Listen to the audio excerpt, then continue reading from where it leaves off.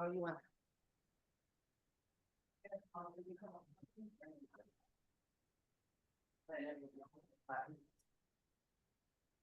Hello, everyone. My name is Tanya Latin. I'm the Deputy Chief of the Fire Department.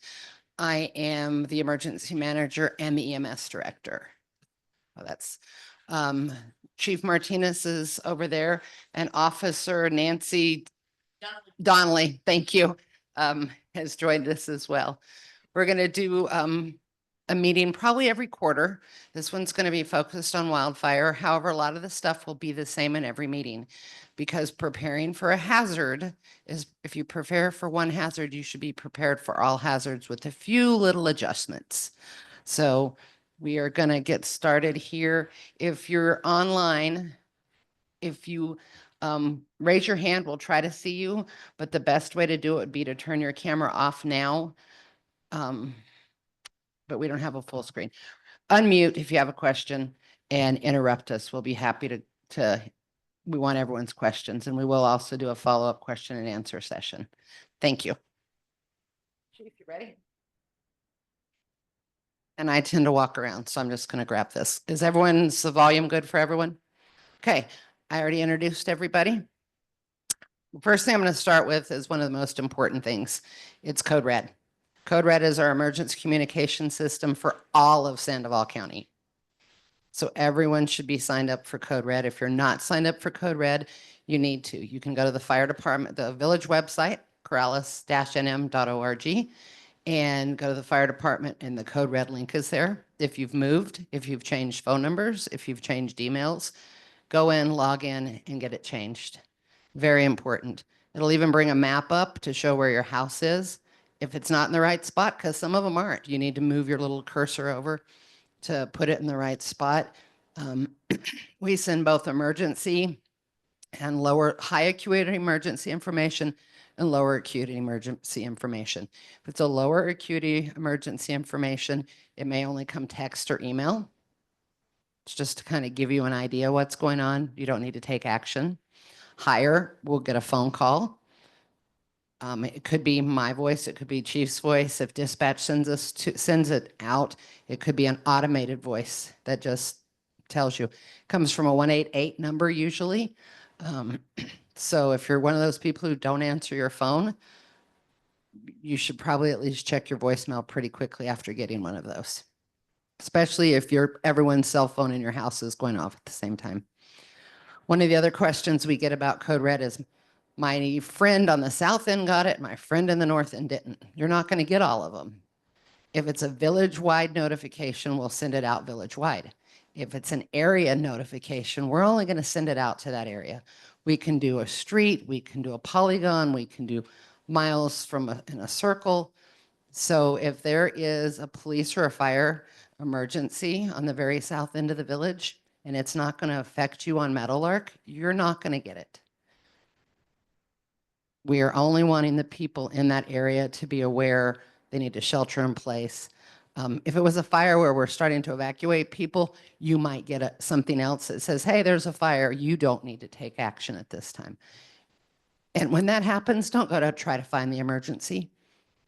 You laugh, but it happens.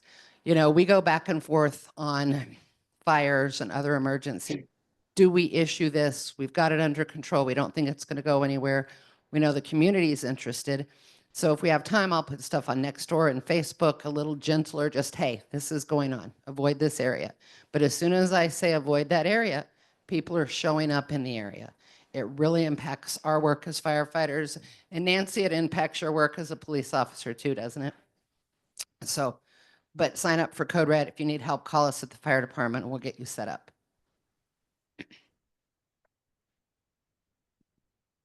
We're going to start with some basics. Report smoke and fire. Call 911. Don't call the fire station. Don't call my cell phone. Call 911. We'll give, when we're trying to go to something and there's smoke outside, we'll get 5 or 6 calls to the station. We're trying to get out the door. If you're on the phone with us saying, hey, there's a fire, we're not able to get out the door. If I'm on the phone with you and you're saying, hey, there's a fire, I'm not able to get my guys out the door. When you call 911, they get all the information. They get a hold of us. They send information through pagers, and we get out the door quickly, and they can keep you on the phone for more information. So please don't call the station for emergencies. Non-emergencies, definitely. You need to know where you're at. Know your road signs. Know the roads you're traveling down. Look at the address around you. I'm on Corrales Road, 4232 Corrales Road. Really important. Small roads, make sure you have those names. And if you're a homeowner, make sure your road signs are visible. I know you're like, but they're road signs. Well, private roads put up their own private road signs, and sometimes trees grow over them. Sometimes they're really small. They're not visible. So if you're on those roads and you call 911, we have a hard time finding you. The village is not GPS, hit the button and get to go. The maps aren't even correct. I try to map using maps. In my opinion, Maps works better than Google Maps, Apple Maps does, to a lot of calls. And sometimes it'll say turn right, and turning right, there is no road. And private roads, Google and all those companies don't go down. They're not allowed to. So it's only the public roads. So make sure signs are visible. There's a wonderful app called What Three Words. We use it a lot in the Bosque and the river. The teams use it when they go out on search and rescues in the mountain. You can download it. It's a great app. Wherever you're standing, you click on it and it'll give you, Chief, when you're sitting there, can you pull up a What Three Words and tell us where you're at?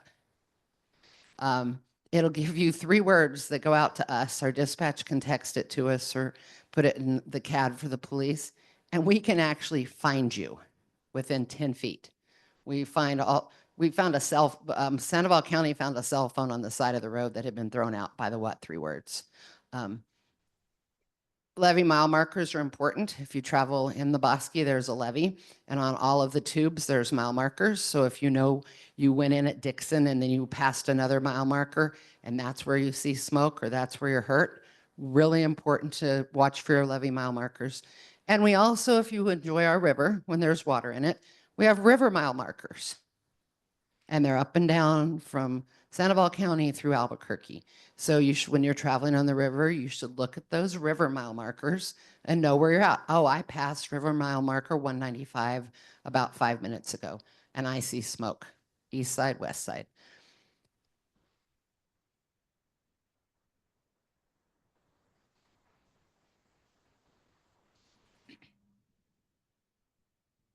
And Patty's in, Chief. Can you admit one to the room? You have one to admit. This is also on our website, how to prepare your home. Just a quick look. The next slide will start covering out how to prepare your home. Did I have a question? Oh, that was Nancy answering the phone. Next slide. First thing you need to do is harden your home, make it safer. How are ways your house can catch fire? We're talking from outside. We'll probably this winter we'll do one from before the winter from inside, things to do.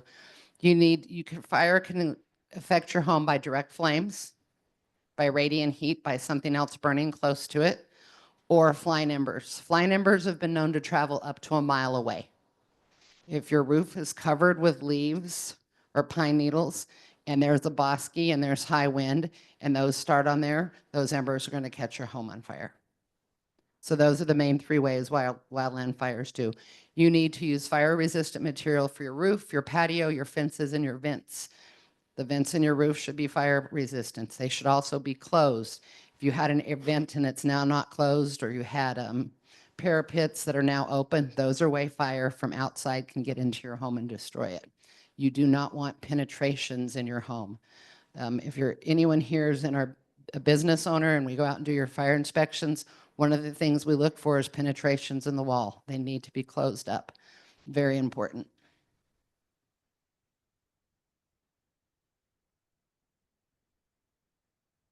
So these are the zones we're going to go through. We're going to go through zone 0, zone 1, and zone 2. Next slide. One more. Zone 0 extends from your house out 5 feet from your home. This is where you really need to focus on intense flow reduction to protect against ember attacks. You should have gravel, pavers, or concrete there. You shouldn't have bushes, plants, or trees right up against your home. I'm going to show a video later on before we're done. If you have bushes, plants, or trees right up against your home, they catch fire much more likely your home. If you have a wooden fence right up against your home, much more likely to catch fire in a wildland fire. Or a fire traveling from your neighbor's house with embers. You should keep all branches 10 feet away from your chimneys and stovepipes. Minimize flammable furniture and planters within that 0 to 5 feet zone. Replace your fences and gates as you can with fire resistance materials. If you have a wood fence attached to your house, maybe take that out and put some sort of metal fence or metal gate there. Keep your garbage and recycling containers out of this area. Don't throw ashes into your garbage containers either while they're hot. You should move your boats, RVs, and vehicles should not be sitting in this zone. We've had fires in the village where the RV was right up against the house. The RV had a problem, caught fire, caught the house on fire, and the only reason they realized that the RV was on fire is because now there was smoke and flames in their house. So those should not be up against your home either. And you should not store your wood pile for your fireplace or wood burning stove in this zone. It needs to be in zone 2, which we'll get to in just a second. Zone 1 extends 1 to 30 feet from your building structure, decks, anything that connects to your home. You should clear all dead plants, grasses, and weeds. It should be kept clear of anything dead. Pine needles and leaves should be raked. Your roof should be cleaned of leaves and pine needles, anything flammable on top of it. You need to keep overhanging trees and branches at least 10 feet from your chimney and your roof line. You need to regularly trim your branches. You need to get your wood pile, like I said, to zone 2. Trim flammable plants and shrubs near windows. They should at least be 5 feet away, but if they're within that 5 to 30 feet, you should keep them trimmed back. Don't keep flammable vegetation under your decks, balconies, or stairs, especially if they're wood. But if they're not wood, you should still not have them under there. Maintain good spacing between your shrubs, and we're going to go over some of that in a minute. And keep your flammable items away from your home. And keep them separate, your patio chairs separated from your flammable vegetation. You should ensure outbuildings, and anyone here with propane, and we have quite a few propane tanks in Corrales, should have 10 feet of clearance, bare soil, nothing flammable around that propane tank.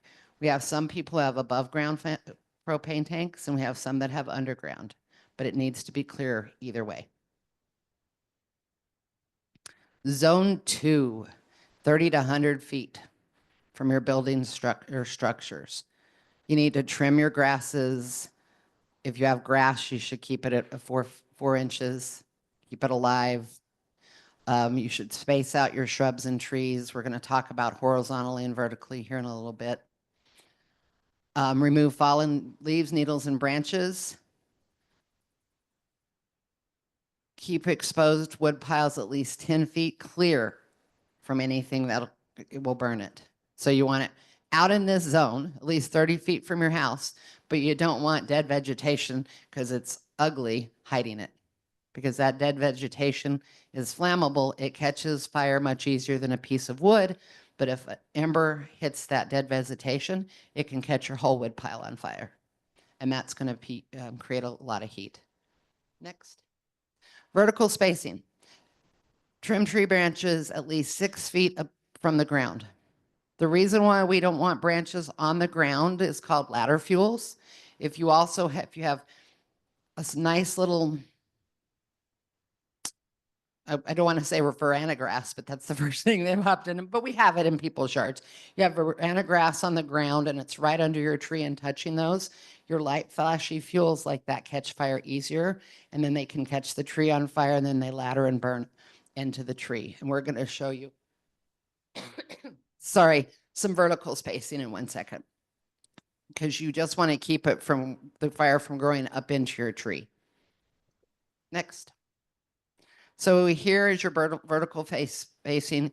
You want minimum of 6 foot clearance times 3 foot. So if your 6 feet branches are 6 feet off the ground and there's nothing under it, great. However, if you plant another plant or shrub under it, you need to add 3 feet from the top of your plant or shrub to your closest branch. You want to have the height times 2.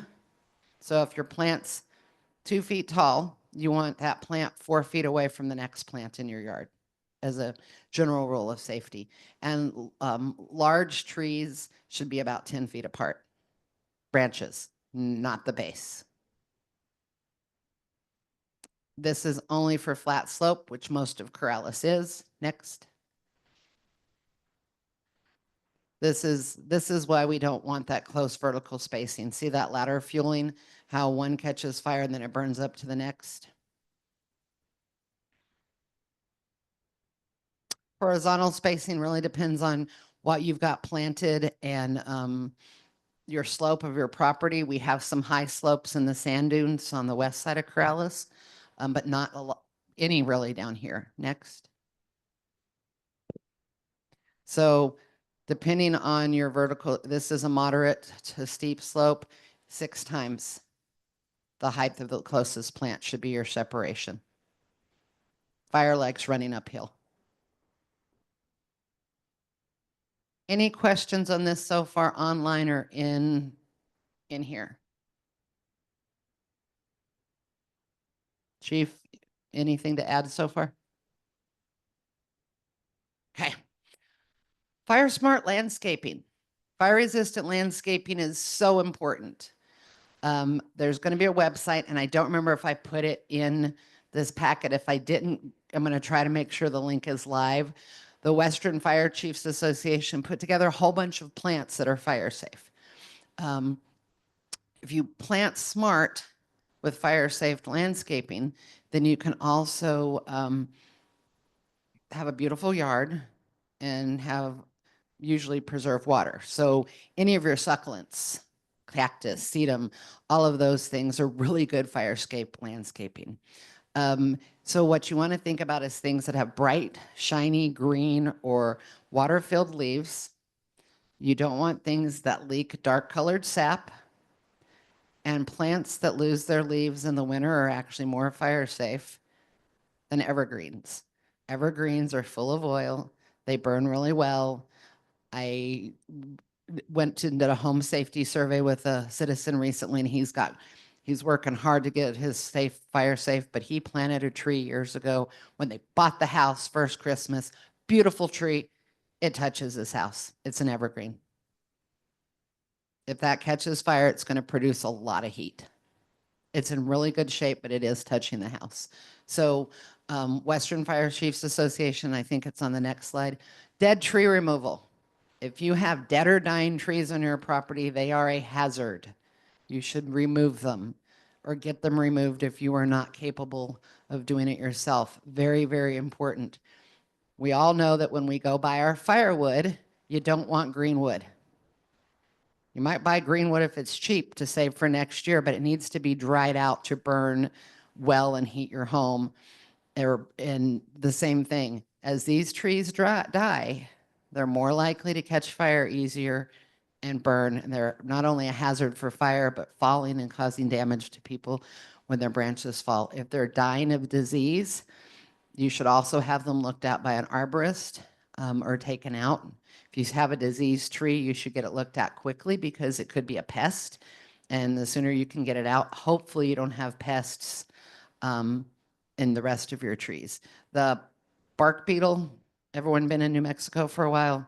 All the piñons were getting bark beetle and people were losing piñons, but watering them helped. So people were thinning their piñons out and trying to save them by watering more and keeping them alive. Part of the cleaning out was as soon as you saw you had bark beetle, hopefully it was only in that tree. So you kind of want to make sure you're having your trees looked at. Another big issue we have is power lines. We've had, I can't even tell you how many fires we've had caused by power lines.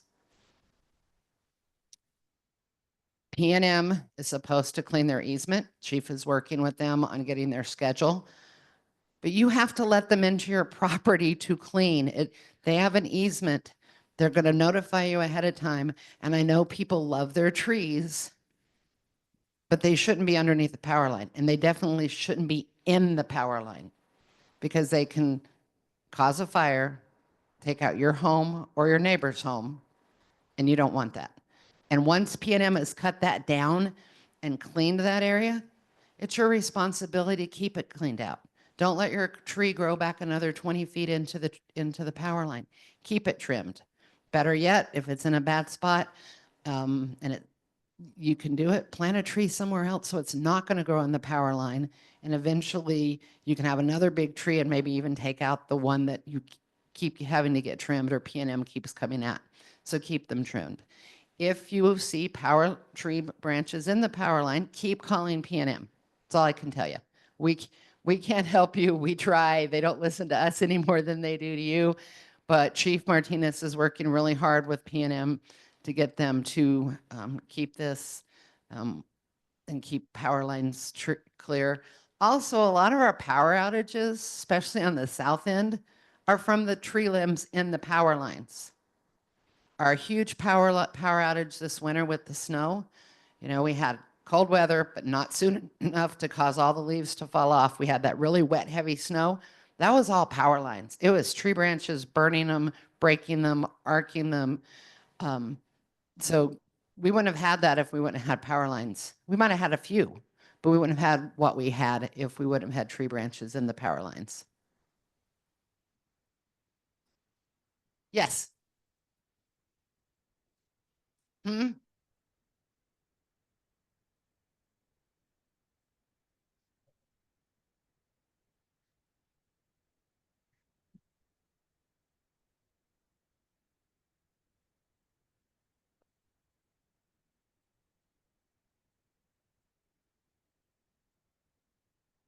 Right. I'm going to repeat the question comment.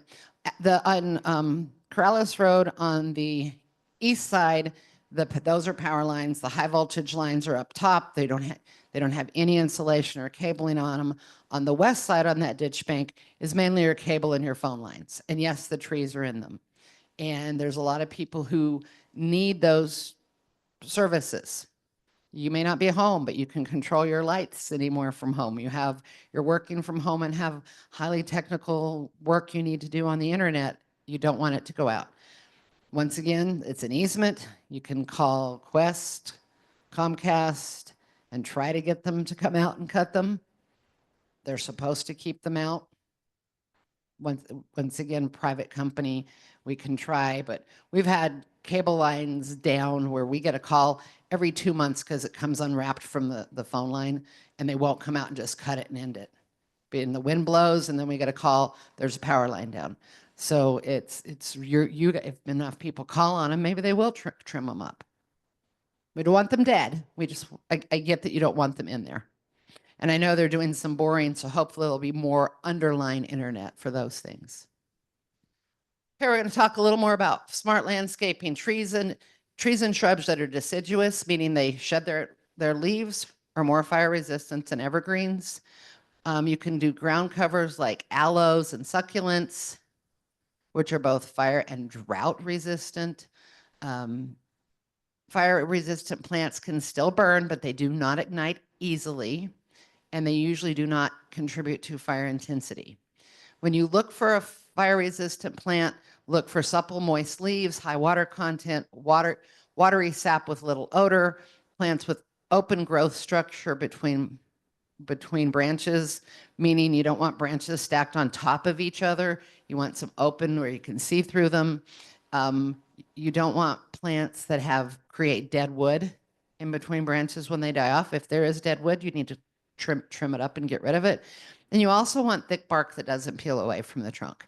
And there is the link for Western Fire Chiefs Association for fire resistant plants. And I'll make sure that's a live link when we put this out. I just wanted to show you one more time, fires coming up. They've got their 0 to 5 feet. They've got their zone 1, 2, and 3. And they're feeling pretty good that when they come back home, hopefully their house will still be there. Fire resistant roof, they've cleaned their roof off. If you are a person, and I don't think we have very many left in the village that have wood shake shingles, we had one house that finally changed. You're just waiting for a fire. You really are. Okay, I wanted to show a quick video.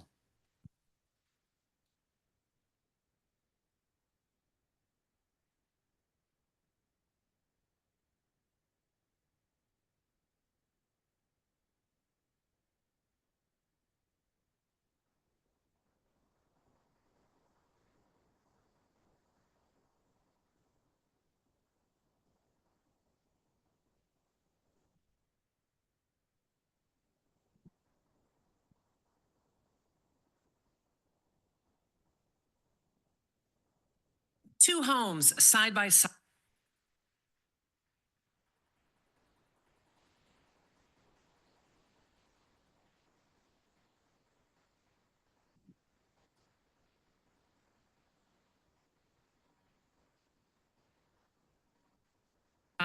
One will burn, one will not. We're not here to stop wildfires. It's part of the ecosystem, but we can stop the fingers of wildfire from reaching deep into suburban communities. We've got a wood siding that is combustible. Dr. Ann Cope is the chief engineer who has studied wildfire protection in the lab of the Insurance Institute for Business and Home Safety. We are the crash test dummy people of buildings to figure out what works so that we can provide that science into codes and voluntary actions.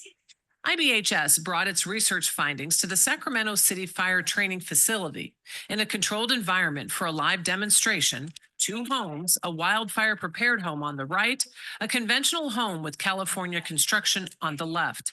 Firefighters start small fires mimicking embers landing on vegetation. And they can fly from a half-mile away. You want to make sure that when they land, they just dissipate. The wildfire prepared home has pavers as a 5-foot buffer between the home and shrubbery. The roof and siding are made with flame resistant material. Within 3 minutes, flames made it to the wooden fence of the other home, and in the next minute, started burning the house. Then firefighters turned on fans to make it windy, and by 12 minutes, the unprepared home was fully engulfed.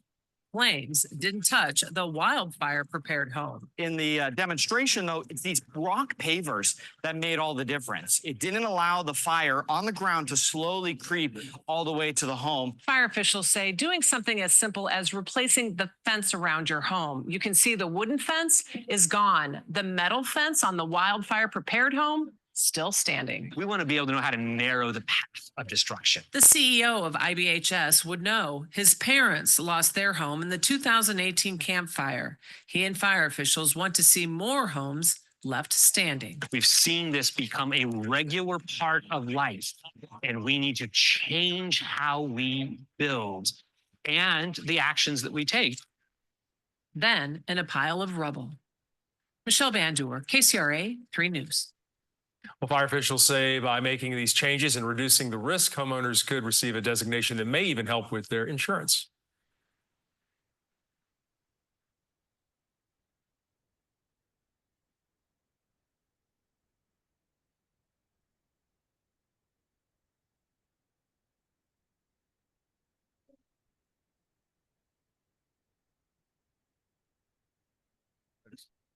I don't know if you can hear me. Yes, we can hear you, Chief. I just want to add a couple of things on that. So, can you hear? All right. Couple things on that. They're focused on your home, but for you animal owners, you know, you need to evaluate where your horses and stuff are at. You have barns and horse corrals.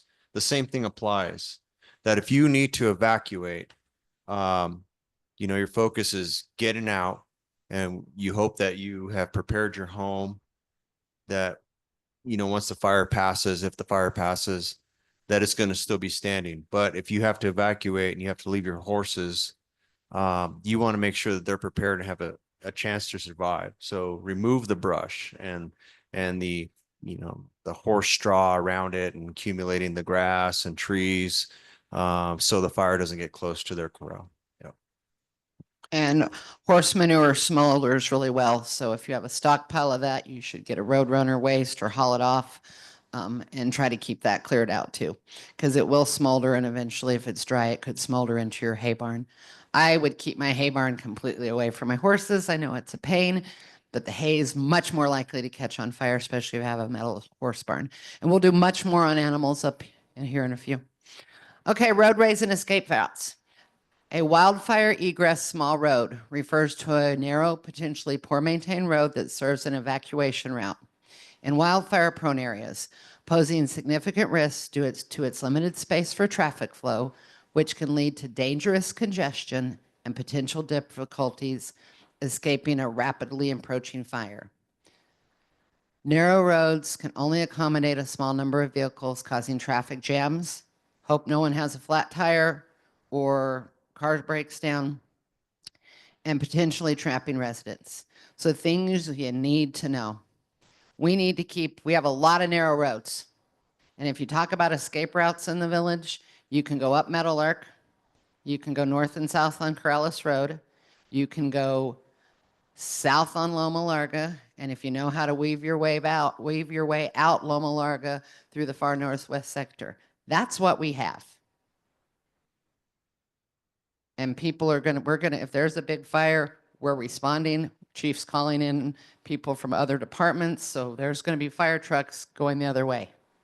You're going to be going one way, fire trucks are going to be going another. What if it's a small fire, but we don't want it to be a big fire? How many of you live on tiny little narrow roads?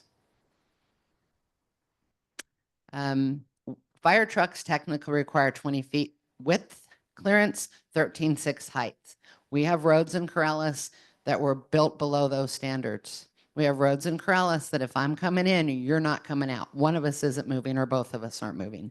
So it's very important that if your road is built for 12 feet, 16 feet, 20 feet, it be kept clear to that area. No trees hanging over that we have to go in the middle of the road to get around. It needs to be clear all the way across 20 feet. And trees need to be trimmed up to a minimum of 13.6 in height so we can get our fire trucks down. It damages trucks, doesn't break them, but we also don't like replacing mirrors or having, one of the big things that happens when it's not trimmed up, we lose our radios. Our antenna gets knocked off. We need to be able to talk when we're on emergencies in our trucks.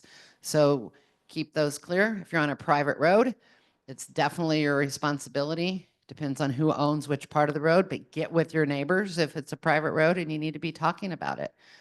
Can you get out with your horse trailer? Is your private road bumpy and your horse trailer? There's no way you're going to get out with your horse trailer loaded. If you're on those roads, you need to get with your neighbors. You don't want to block turnarounds, cul-de-sacs, or hammerheads. People may be coming down. Police officers do the evacuation stuff, and we'll get into that more. But if they're coming down and can't turn around to go to the next road because that whole cul-de-sac is blocked and people are trying to get out, there's a problem. Someone is evacuating and goes down the wrong road, thinks it's a way out, and they can't turn around because you've blocked your cul-de-sac. That's a problem. They're supposed to be kept open if they're there. Do not park in front of gates. People love parking in front of the Bosque gates. It says, "Do not park. You may be towed at your own expense." We had one this week. Just parked right in front of Campus Zone Gate and parked and left their car. Don't do it. We've got to get in, and we will get in, but your car may, if we're going in for a big fire, we're going to move your car quickly. So do not block gates. And do not park on the side of roadways, especially with narrow access. We see it all the time where people park and take one whole lane of a road because there's a get together. And then someone else says, well, I don't want to walk that far, so they park another. And there's barely enough room for a small truck to get through, or a small car. Got a fire truck to get through, maybe multiple fire trucks. So keep your roads open. Before an emergency, create an emergency plan. Family meeting, you need to have a family meeting about the emergency events that can happen: fire, severe weather, other hazards, power outages, terrorist threats, chemical spills, and we'll get into a lot of these when you do it either. You also need to know your home floor plan and all your exits. And I threw that in there because as we're going to do this next part, we are creatures of habit. How many of you drive to work or to the doctor's office or to your coffee shop? Nancy, someone's like behind you. To your coffee shop the same exact way every single day. I know I do. Every time I come to work, I take the same route. And if I'm plugged into my car and I'm listening to a book or a podcast or talking to someone on the phone, it may be a Saturday and I'm not even supposed to be coming to work. And next thing you know, I'm coming down Meadowlark when I was supposed to be going across the river to Trader Joe's. We are creatures of habit. So I talk about this for home floor plans and escape routes. A lot of people, when they find people who have tried to get out of their home that is caught on fire, one of the common places to find them is in the garage or at the garage door. The reason for this is if every day you go out your door into your garage and you take your car out, or you open your garage door to walk to your neighbors and you don't use your front door, that's the way you're used to going out. So in an emergency or panic, that's the way you want to get out. You need to make sure you think about, oh, there's a fire here. I need to go out this door. Same thing when we're talking about evacuations. If you come, my mom used to live on La Entrada. If she's supposed to come up La Entrada and take Corrales Road, and she always goes south, because who would go north? Because there's not a lot there. But emergency officials have said, when you evacuate from your home, please go north on Corrales Road, because we're bringing in all our fire trucks or the fires down that way. You may want to turn, practice driving different routes from your home to get out. Know the routes out of your home. Maybe this isn't very overgrown here, but maybe you always come up La Entrada and you always go to Corrales Road. Maybe we need you to go down Andrews Ditch and go to Target Road. Know your roads, know your way out around your home. It's also very helpful when we shut down roads during accidents. I will tell you, I run into people all the time that I'm like, you can't go through, you got to turn on Camino Todos Los Santos. That's the road, and it's going to be blocked. Sagebrush is going to be your next thing. They don't know where that is. They've lived here 10 years, but they've always taken their one route. I'm not joking. It happens all the time, Patty. I see your face. They're used to taking sagebrush, but they didn't know that they just go straight up sagebrush, and they didn't know Todos Los Santos, Loma Larga. They've never done it. And I would like to say that it's only my new young drivers, but it's not. I've had people who say they've lived here forever. They live at Pueblo Los Cerros. They're coming down from the north end. I'm like, I'm sorry. They don't know how to get there if they're not taking Corrales Road to Meadowlark. It's habit. It gets burnt into your mind. So you need to practice those other ways out. We like roads being open and clear, safe for you and safer for us. What is evacuation? It's a noun. The act or process of evacuating, or the condition of being evacuated, discharged, or expulsion. Next. You need to have a plan. We're going to go over that. You need to know your plan. You need to share your plan not only with your family, but your pet sitters, your house sitters, anyone who may be at your house when you're not going to be there, your neighbors. You've got one little dog inside your house. That dog means the world to you. You should have a neighbor, and you should help your neighbor. If there's an evacuation, know how to get into your house and get that dog. What is your plan for your horses? Oh, it's to turn on my generator that runs my well, turn on my sprinklers in my horse corral so they're safe, and that's all I need done. I'm not home. I'm sorry, but you've got to share and you've got to talk. We don't have enough people to go out and do that for you. You should also practice your emergency plan and review it at least twice per year once you build it. And you don't have to wait for us to say evacuate. If you're not comfortable and you see smoke and you know that we've been putting out messages that there's a fire in a neighborhood, and you know that neighborhood's been evacuated, but you're not, you can leave. You can stay if we haven't evacuated you, but you can leave. The Applewood fire 2 years ago, we did evacuation notices. Police officers were doing door to door. We sent out a code red. I had people calling me from Sagebrush saying they were leaving. They were packing up their horses. They were gone. They did not want to risk. It was late at night. They didn't want to risk. They knew they weren't going to sleep, and they didn't want to risk falling asleep and missing that notification that the fire had burned through. They loaded up their horses and went to a friend's house. Don't wait. If it's making you nervous, think about how nervous you are, what's making you nervous, and make your judgment and decision. Ready. So we do a lot of, California has a lot of wildfire preparedness stuff. And when you go to our website, you'll see that. Ready, set, go. Ready means prepare now. Doesn't mean prepare when we say there's a fire. You should already be prepared. You need to be aware of the hazards that threaten your community. Take steps to prepare for seasonal threats, which is why we're doing wildfire right now. But there is no wildfire season anymore. It's all year long. Later on, we'll do one on flooding and monsoons, and we'll do one on cold emergencies. We'll probably do some on heat. But right now, we're doing wildfire. You need to register with your county tribal emergency notification system. For us, it's code red. You're going to see that all through this because it's so important. Connect with your local emergency management office, your fire and police, and your public health departments on social media. A lot of information gets put out on social media. It takes a while. Don't expect to see a Facebook post in the first 2 hours of a large fire. Unless I'm really able to get someone to help me. Chief doesn't need me fighting the fire because he's got enough people. I can get the clerk to come in.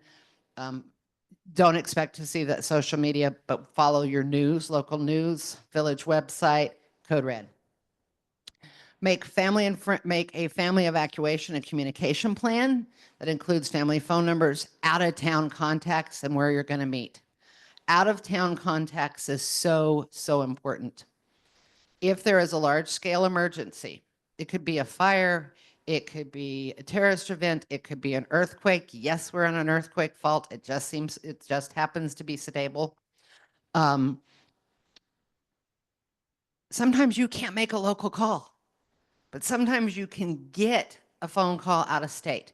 9/11, my parents lived in Manhattan, and my brother lived in Manhattan, and he worked down near the World Trade Center. I couldn't reach them. My sister in Sweden couldn't reach them. My brother in Japan could make a phone call into New York City and talk to them to know it, so we knew everyone was okay. And it was to their self, so have that out of state contact. Sometimes texting works when calling doesn't work. So learn how to text. Texting does use a lot of battery though. So one of the things I'm really going to harp on about your emergency kit, how many of you have a phone charger in your car? I'm impressed. I usually have very few people that have phone chargers in their car. Everyone needs a phone charger in your car. Even if you never use it, you need to have it in your glove box. You know how many people called me during the power outage saying they couldn't charge their phone? Or they didn't know how to charge their phone? They weren't used to using their car, so they didn't even think about using their car. Get a phone charger for your car. So have those out-of-town contacts, and everyone needs to know who those out-of-town contacts are. So if you have a daughter in Michigan, 2 children in New Mexico, someone in California, you all need to pick together and say, we're going to call the person in California and then Michigan, whoever the contacts are. So you can say, hey, yes, there's a huge fire in Corrales, but I'm okay. I can't reach everyone else, but everyone else knows if they can't reach you, who to call. Really important. During these wildfire events, you see all these missing people. It's because no one can get a hold of them. Yes, lives were lost, but it usually starts out at thousands of missing people. And we'll talk more about that when we talk about evacuation centers. But make your plan and know who. Say Corrales catches fire and you're not here. Have a place to meet. Maybe it's a friend in Rio Rancho's house. Maybe it's Panera's parking lot. Have a place to meet your spouse, family, and kids, even your kids that aren't living with you. Because if they see Corrales is on fire, they may want to come here. They're going to be worried about you. Have a place to meet. You can worry about getting to an evacuation center after you've done some connecting. Build an emergency go kit. Enough food and water for at least 72 hours. I prefer to, you need to think about having stuff in your house for 10 days though. You really do. But 72 hours is a good start. It says start with the 5 Ps. It's actually 6 Ps now, and I forgot to update that slide. People, pets, prescriptions, papers, personal needs, priceless items, and plastic. And we're going to go over each one of those. Check with your neighbors, families, and elderly through video chats and phone calls to ensure they're ready. And keep up to date on your local news. Watch weather. We're going to talk about red flag warnings, and follow public health recommendations. Keep going. Build a kit. Minimum 1 gallon of water per person per day should be in your house. We're all on wells, right? Power goes out. Can you get water? Can you get water for your pets? I keep I have chickens and I have dogs, but I keep, of course, part of it for me is I may not get home because I could be down here.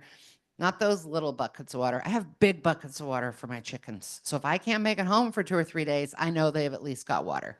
Very important. Get a generator. There is a bill. Have you heard if the bill's going through? There is a bill in Santa Fe that I feel is pretty important. It's a bill to help local homeowners get a tax credit to have an emergency generators for their homes. In Corrales, it would be amazing because you need water. Now, we do have a generator at the fire station. And if there's a long-term power outage, we will set up for people, and we did during the winter storm, to get non-potable water for their animals and flushing toilets. Of course, at that storm, I was telling people, well, water's running off your house, put it in a bucket, really easy to flush your toilet with it. But you kind of got to be a certain age to know those things. I think we've forgotten to teach our kids those things. I know I had to explain flushing toilets with a bucket of water to my kids, and I felt really bad. We also just ordered, and it hasn't been delivered yet. It's en route. We ordered a system that takes any water source, treats it, decontaminates it, and turns it into drinking water. And it does, how many gallons an hour, Chief? 200 gallons an hour or something like that. So we will be able to set up for animal water and human drinking water, but you'll still have to get to us unless you're shut in to get those waters. I delivered a lot of drinking water during the power outage, but generators work well. Do not ever run them inside your home. People die from that. Houses catch fire. They create carbon monoxide. They need to be outside your home. Do you need human and pet food? You can get all sorts of canned food you can use. They make camping freeze-dried foods that you can just add water to. I keep a stock of that at home. I used to put MREs in my kids' cars in case they were traveling and broke down. They would end up getting hungry and eat them anyway instead of during the emergency. But I still tell them you should keep some freeze-dried food or something in your car, snacks, in case you break down. You need to have, that should say, radios and batteries in case the power is out. You need to be able to listen to the news, so have a radio with batteries you can put in. All your medication, all your pets' medication. Cash, clothing, blankets, masks and goggles. And masks are really, if you're in a wildfire evacuation, the smoke is bad. You want some masks in there, because even though I'm going to tell you to turn your air conditioning off, roll up your windows. If you got to have something running in your car, it should be on recirculate, but you really don't want to be pulling that into your car. You still may need a mask. Wildfire smoke is bad. The goggles, if you keep them, any of you burn your weeds at your house or light a wood stove and you get smoke in your eyes? It burns. You don't want to be driving through a wildfire with smoke in your eyes. Tools, wrenches, hammers, duct tape, fire extinguisher, good gloves, not medical gloves, good gloves in case you're trying to evacuate and there's something on the ground blocking your way, and maybe it's hot, maybe it's on fire, but you can move it. You want to be able to get that out. A whistle, maybe you can't get out. Maybe you keep calling 911, but the whole world is calling 911 because I'll tell you when they see smoke, dispatch will get 100 calls in an hour in 10, 20 minutes. I mean, they will get a lot of calls. Maybe you make it through, but it's smoky. Have a whistle so you can whistle. I'm here. Once again, though, if you have 3 words on your phone, it's easier for us to find you. Hand wipes and hand sanitizers and wipes and things to clean with because you may not have water. You kind of want to keep yourself clean during this time. Okay, I want to add a couple of things on the medications. For emergencies, consider that if you're on oxygen, have your oxygen supplier supply you with enough spare cylinders to last, the same thing, like 72 hours. And, work with your family and practice hooking up the regulators.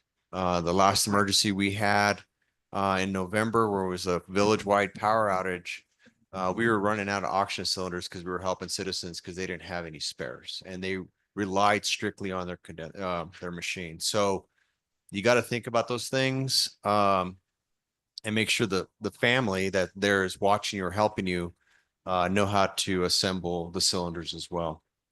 The other thing to consider is, I hear this all the time. Well, you guys are firefighters, you have your fire resistant clothing, 100% cotton, make it part of your kit.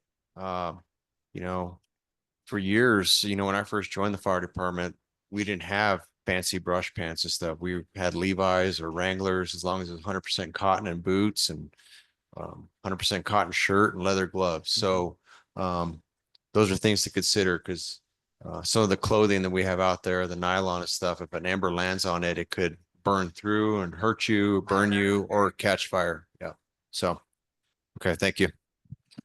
No, great points, Chief. Oxygen is a big one when you don't have power, and you need to be able to take your oxygen with you to wherever you're evacuating to. And you may not be able to take your big condenser. Most oxygen companies should be providing you with portable tanks and regulators. They probably are charging it for you. A lot of these people, though, what happened is when I went back out to pick up our oxygen tanks, I'm like, well, you have tanks. They were all empty. They never called for a replacement. They took them when they went out, but they never got them picked up and refilled. So great points, Chief. Also, additional things that you should consider having. I have them. Maybe you do.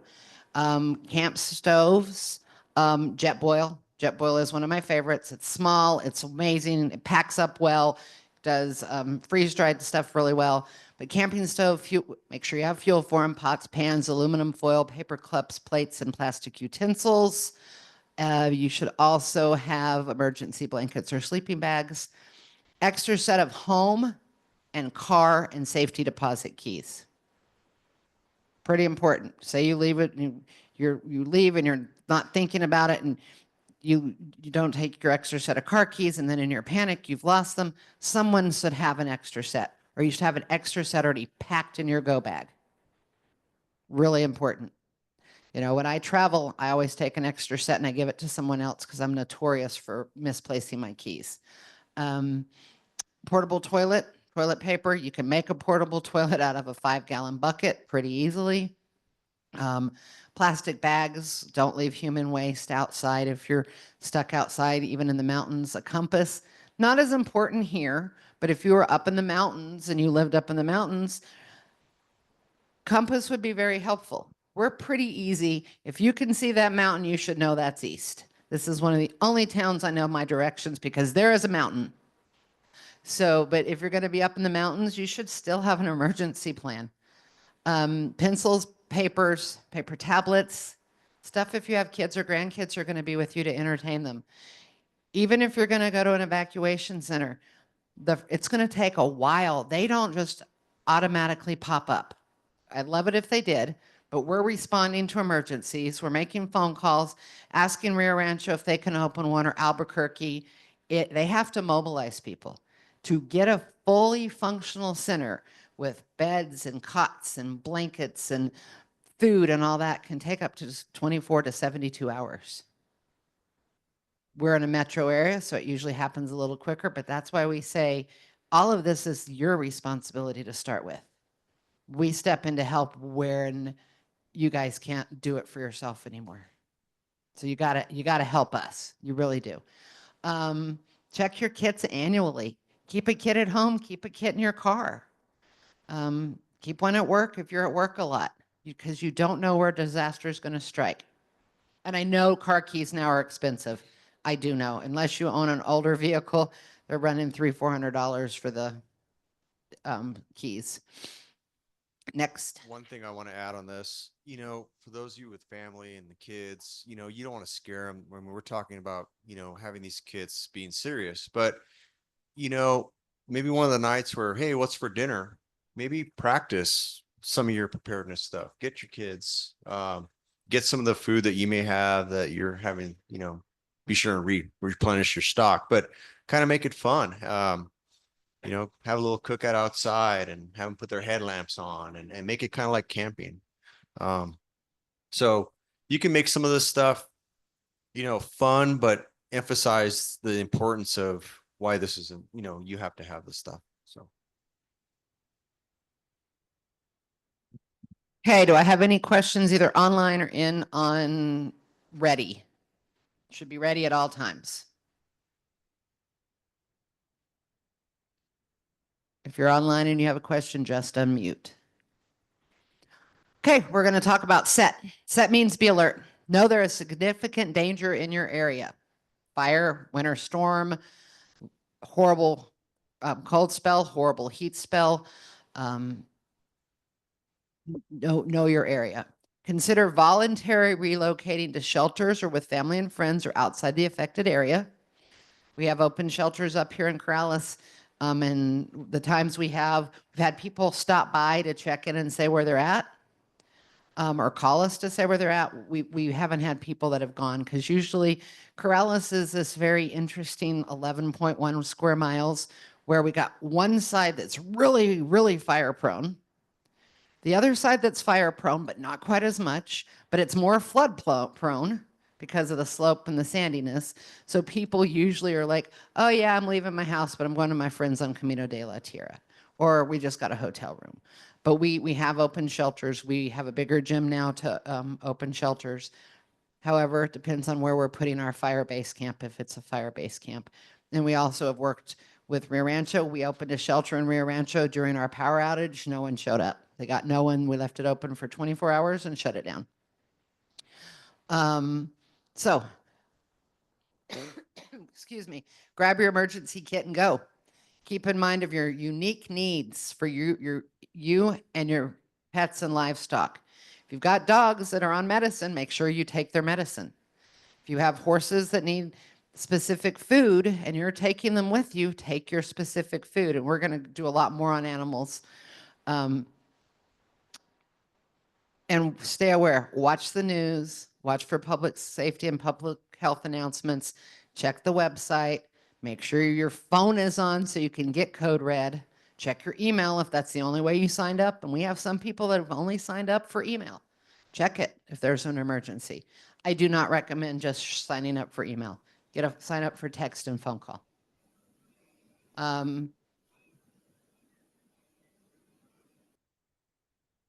Go. We've told you need to leave. At this point, all of your stuff should be ready. We're going to talk a little more about it. You need to leave. You need to get outside the affected area. You can choose to ignore this. We're going to tell you it's a mandatory evacuation. We cannot force you to leave the area during a wildfire. State of New Mexico law says I cannot physically remove you from your house. However, we are going to tell the police officers, and I'm sure they do it anyway, they're going to be going door to door. We're going to do the code red, but they're going to, if they have time, are going to be driving down streets, sounding evacuation. They may go knock on your door. They're going to say, will you please, you need to evacuate. And you're going to tell me no. And they're going to record it, sir, if you don't evacuate, your life, this could kill you. The fire is right there. You could die. And you're going to say, my house, I don't care. They're going to have that. And they're probably going to tell you, do you have anything you want to say to your family in case you don't make it? Because those capes get held, what, for 90 days? We cannot force you to leave. Used to be they tell us to take pictures and try just to show you that we don't ask you to leave willy-nilly. We don't want you to leave just because your neighbor's little grass 4-inch field's on fire. When we say leave, there's a reason. There's a reason. So we want you to go. Next. It is the responsibility of each individual to have a plan. We've talked about those plans. You need to have your medications, important papers, emergency contacts, phone chargers. The 6 P's. People and pets. Have everything you need for your people's pets, animals, livestock. If you have 7 dogs, I hope you have 7 dog crates. Or I hope your dogs are really good about getting in the car no matter what, so you can just tell them to get in the car. You need to be prepared to get your animals out. My kids have all my crates right now, but I used to have enough crates to take my chickens. My dogs are really good about getting in the car. You need your prescription medications, your vitamins, your medical equipment. If you have special glasses you wear, you need to make sure you have your special glasses with you.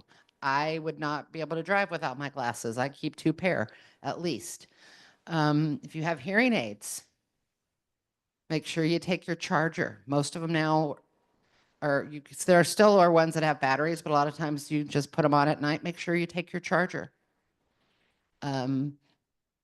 Papers. You should have all your important papers either in a fireproof safe, saved off-site, another copy, in a bank, backed up onto a flash drive that you can take with you, in an area that it's really easy for you to grab these papers, put them in a go bag, and leave. If the only copy of your will is in your house, I mean, I guess your attorney would have some, but what if your attorney retired? You need those things with you. I mean, you don't need to be running through your house to get them. They need to be organized ahead of time. Take your external hard drives, insurance papers, contacts. You need clothing, water, baby food, adult food, first aid kit, phone chargers, computer backups. And once again, if you're a person with functional needs or accessibility needs, take your stuff with you. If your kid or grandkid needs some functional needs stuff, make sure those go with you. Because if we've ordered an evacuation, they can and they will not let you back home. Priceless. Items such as photos or replaceable mementos and other valuables should also be readily accessible for you to pack up. If you know there's a fire and it's really windy and you're a mile away from the fire, you should be thinking, maybe I should get my big bin out that I keep ready for evacuation and put it in there. Get it ready. You know what? If you have to take everything back out 2 days from now because you never got evacuated, at least you still have it. And if the fire does come, at least it's ready for you to leave. Really, really important. Photos anymore? I mean, yes, photos are important. We have these wonderful photos on the wall. Hopefully they're also digitized on a thumb drive. It's pretty easy to get really important photos digitized. You might want to think about that. If you don't know how to do it, maybe you have a grandkid that can run a bunch of your photos through a scanner. So you have them, not only the original, but you have a backup if something happens to them. And plastic, credit cards, ATM cards, and cash. Really important. Passports, driver's license, I would conclude those and things to take. Next. I didn't delete that slide when I updated it. Next. Your animals are really, really important. Identification needs to be on your animals. Our animal control will set up evacuation sites for animals here, but you need to have them identified. You need to be able to put your dog collar on your dog with a tag pretty quickly. You should have a picture of your dog either on your phone or in a piece of, in a folder with your rabies information and your registration information and your microchip information, all of that in a folder. So maybe your dog, maybe you didn't get to come home and your dog broke out of the gate and we picked it up and it's at the evacuation site. We need to know it's your dog. My dogs are going to act like you're their best friend, and the animal control is going to think they are your dogs and give them away. So identification. They're not chipped. They should be chipped. And you can chip your horses. Champ and CEAC ran a chipping thing. We are now starting to scan horses for chips when they're out. But we're going to talk about a couple other ways if you haven't got them chipped. Make sure you have a way to transport all of your animals. Anyone in here have horses? Got a trailer for all your horses? Okay. Online, do you have horses? And do your horses get in a trailer? I have people who have horses that they haven't been in a trailer in 10 years. You don't want to have to be loading them in the heat of a fire with sirens going. It's going to make it stressful for you and the horse. Have kennels that you can take with you. Have halters, collars, and leads and food for your animals. Next. I want to Yes. add something here. So evacuation, one of the things that is really important.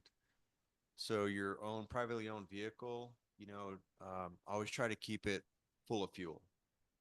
Don't be one that lets it go all the way down to where you have the E light on and be like, oh, I'm going to get fuel in the morning when I go to work. You may Can't have hear to you. evacuate. Right there. When you turn and look at them is where you lose. Okay. The other point I had was, your horses or your evacuation. So whatever vehicle you use to take your horse, your trailer, now's the time to make sure that your trailer hitch is lined up with your vehicle hitch. You don't want to be fumbling going, I have a 2 5/8 ball on my truck and my trailer's a 2-inch ball. And if you have friends that are going to help you evacuate, make sure you have common equipment so they know what trailer, what size ball on the hitch, and check the tires. Some people have trailers in their fields that they haven't, hooked up in years, and the tires are rotted and they can't fill them up and stuff. So these are just things to consider when we tell you need to go. And with that, practice this. Practice an evacuation. How long does it take you to get all your supplies, your go bag? How long is it going to take you to back up to that trailer, hook it up, especially if you're by yourself? So I challenge you that, run an evolution to see, how long does it take? And if it's, takes too long, you may have to reevaluate your evacuation to say, okay, well, I'm going to have to prepare this so I can eliminate some steps to make it a little faster. So, okay.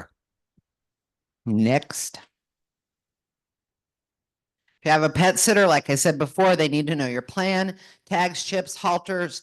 You can put tape on a halter, or wrap duct tape and write your animal's name and your name and your phone number and your animal's name on your halter. You can mark a white one with a lighter colored horse with hoof or black shoe polish. You can braid identification into their mane.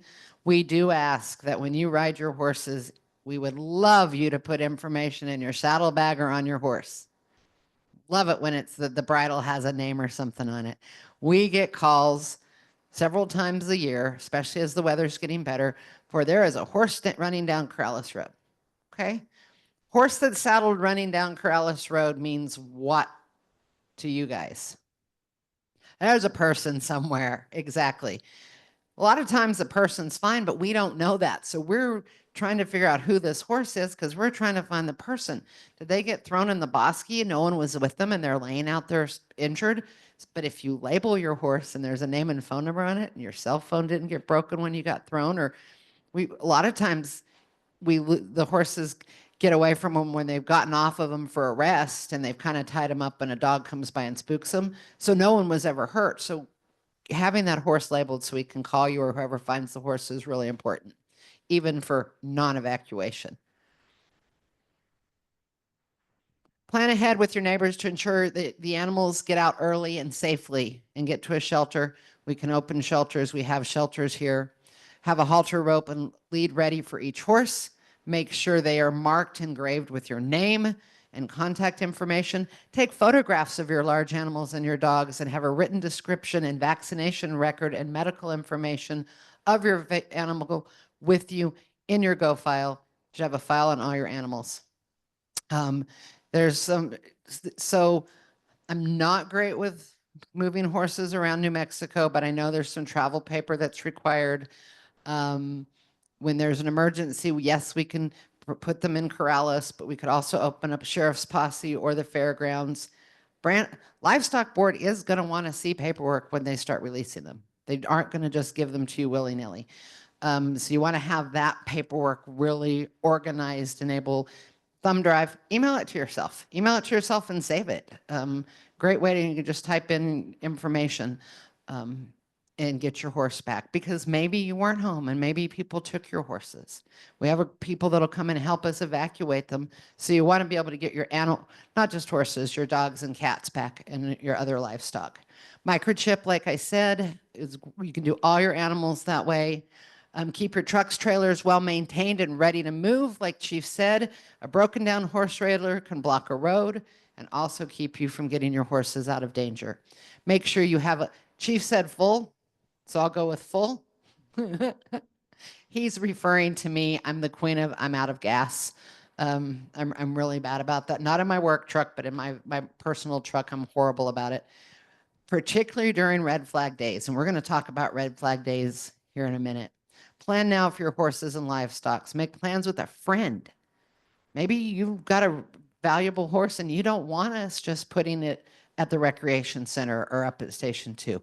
Make plans with a friend who has a place to take your horse. You don't just have to rely on us. This come from the Topanga County fire thing, and I didn't take Topanga Canyon out of there. California, like I said, has some amazing information. If your horse is not trained to load into a trailer easy, you need to work in advance to make it a safe area that it can stay, or learning how to get it into a trailer. Cattle's, llamas, pigs are all the same. If you're going to take them with you, they need to be. Pigs are actually pretty easy. I don't think we have very many pigs in Corrales anymore, but they're actually easier to train than a dog.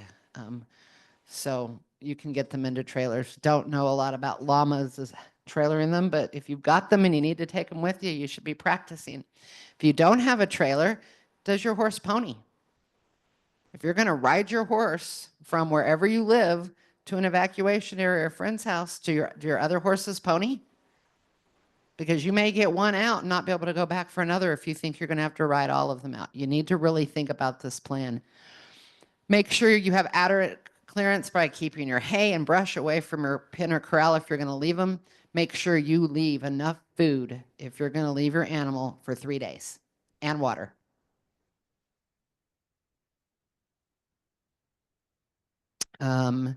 Water supply for horses is 20 to 30 gallons per animal per day. And I know people have told me that they're just going to leave. They have the hydrant that you lift up and they're going to leave it dripping. And if it floods their corral some, remember, we may not have power, so that may not work to leave water running. And some people have floats on their tanks that autofill. Once again, we may not have power, so that may not work. Next. Okay, animal, make a disaster kit for your animals. This works for all of them. Store non-perishable supplies in a portable container, such as a trash can or duffel bag. I keep all my food in a metal can because I don't like mice. It's keeps mice out, and it's not so heavy that I can't move it. So at least keep a bag or two in there.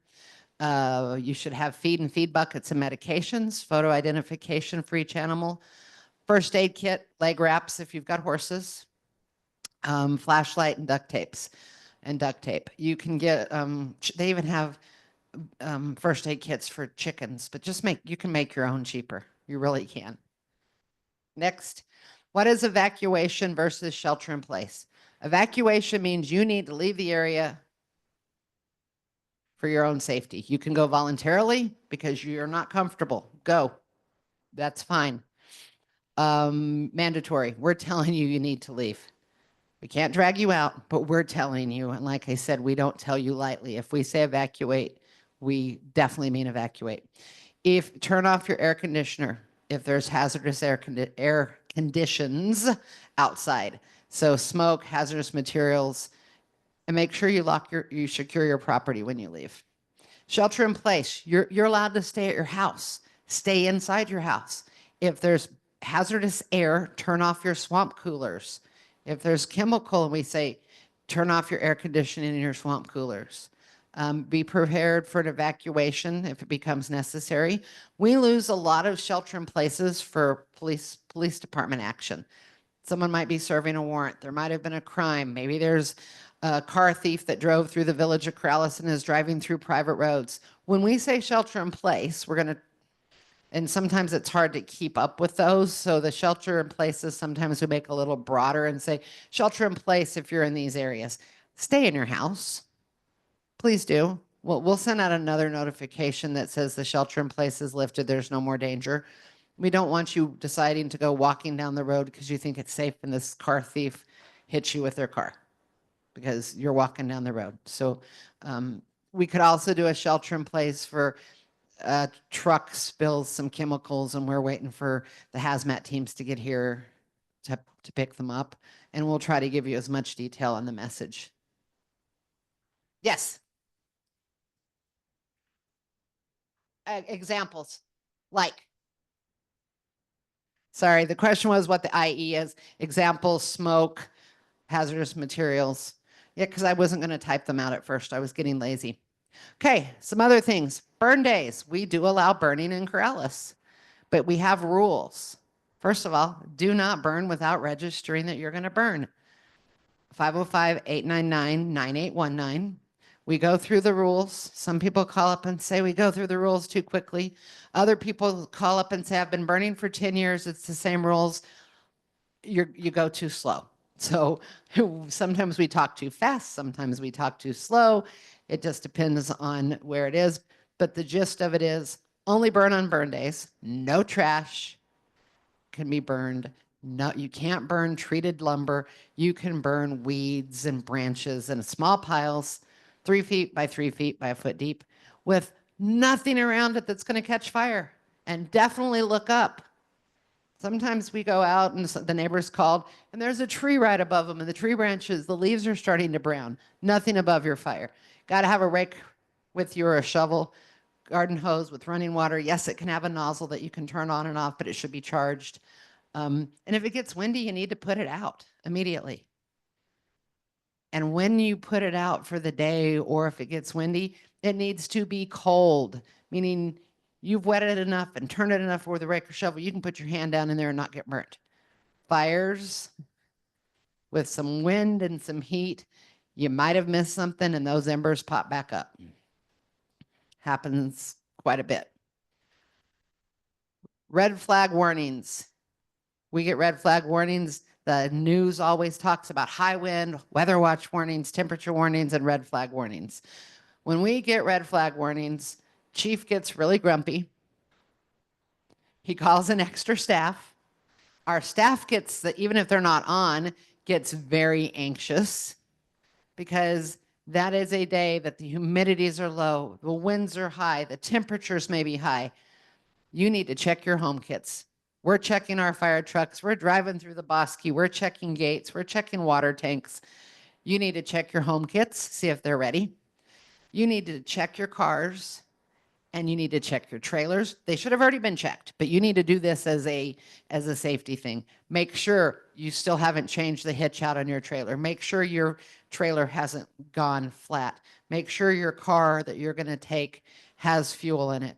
Make sure if it was me and I was living in an area prone to fire, I would get a go bag and take all my important stuff, put it in there and probably go ahead and lock it in my trunk of my car.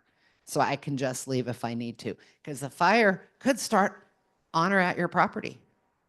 And then you're not going to get that warning of ready, set, go. You're just going to get go. You need to go.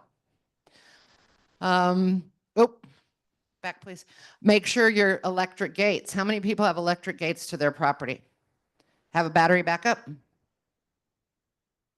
Might want to open those gates on high fire days, or at least know how to pull that pin. Because if you lose power, you can't get out. And guess what? If you have a battery backup, batteries go bad. Car batteries go bad. I replaced one yesterday. So that battery backup could go bad. So you watch those electric gates. And if you have flammable patio items, we talked about keeping them off your home, and you put them up, get them off your home, move them out, or bring your pillows inside if they're the flammable part and put them in a closet somewhere safe, not right up against the window.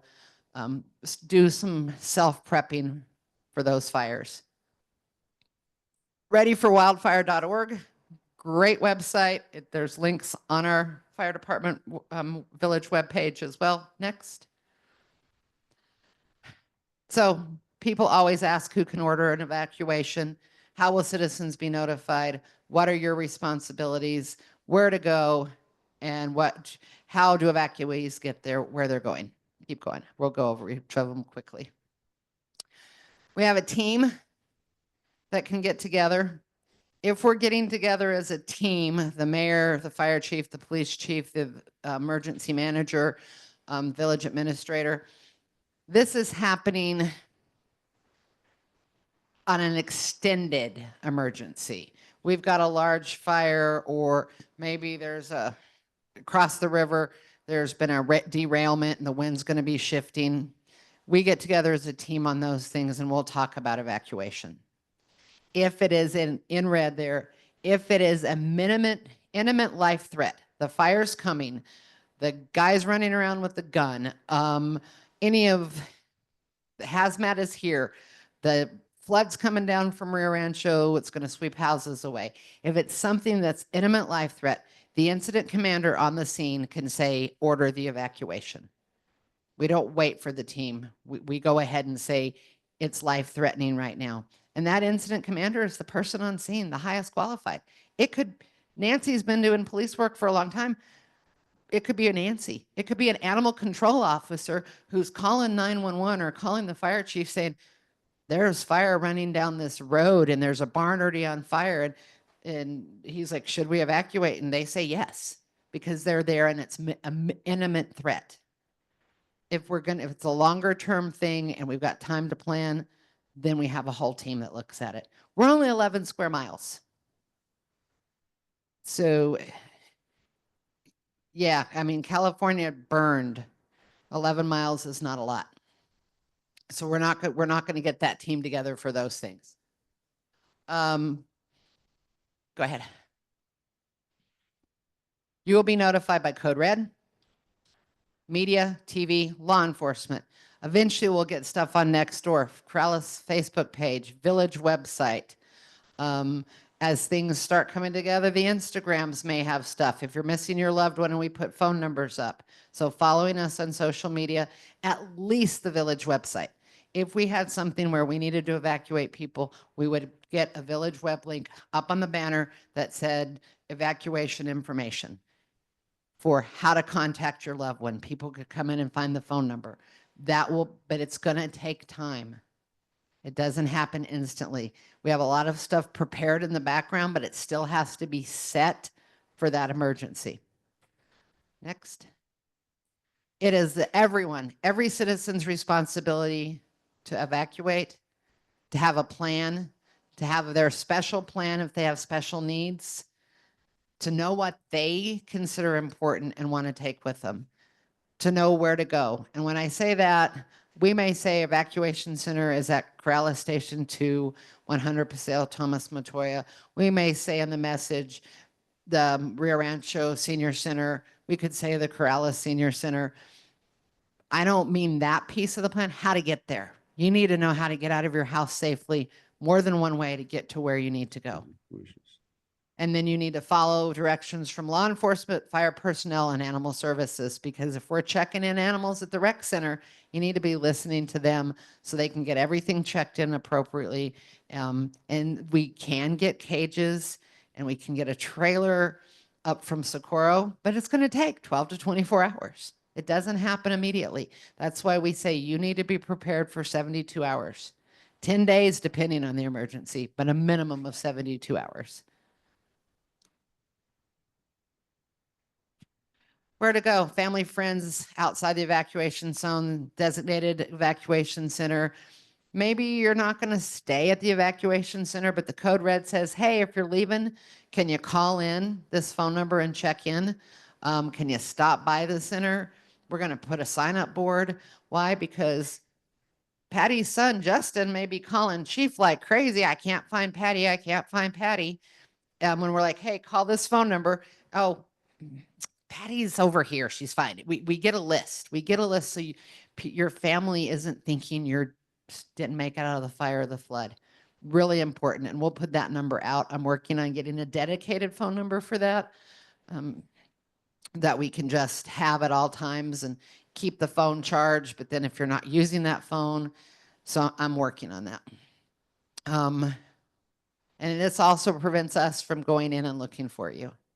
If I know Margarita Smith is fine and her family keeps calling me, I'll be like, they're fine. If I don't know, when we start getting control of the emergency, we're going to go in and look. I much rather be going in and looking for people who I don't know that I don't know are safe than wasting my time on someone I should know. So check in. Really, really important. Follow the directions. Listen to the code red message. If you get it via phone call, text, and email, you can re-look at that code red message. It takes a while to put those together. They only give us so many characters. And when I'm writing them or Chief's writing them, we try to think really hard how we're going to word it and read it 3 or 4 times and think, what question is this going to come out? If you look at the next door messages, sometimes they're long and I don't like having long messages, but I try to think of what question you're going to have.